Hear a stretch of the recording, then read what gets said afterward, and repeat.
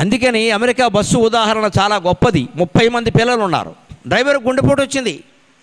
వెంటనే అతను స్టీరింగ్ మీద వాలిపోయాడు. పిల్లలు ఎవరూ పట్టించుకోవట్లా, ఏమైపోతుందో తెలియదు.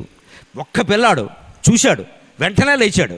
ఒక వెలుగు వెలిగింది వాడికి, వెంటనే వెళ్ళాడు. ఆ స్టీరింగ్ పక్కన ఉండే బ్రేక్ వేసేసాడు. కాస్త ఆగింది, దేన్నో కొంచెం గుద్దుకుంది, అందరి ప్రాణాలు దక్కాయి. వాడు ఎందుకు చూశాడు, ఎందుకు బ్రేక్ ఎగిరిగాడు తెలుసా? ఆ బస్సు మొత్తం మీద వాడు ఒక్కడే స్మార్ట్ ఫోన్ లేనివాడు. జీవితంలో వైరాగ్యం అనే దాన్ని యువతరం నెగిటివ్ క్వాలిటీగా భావించకండి, అది పాజిటివ్ క్వాలిటీ. Positive quality.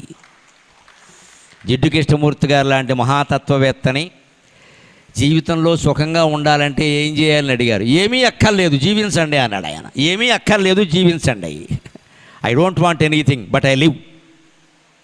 ఇది జీవితమే, జీవించడమే జీవిత లక్ష్యం.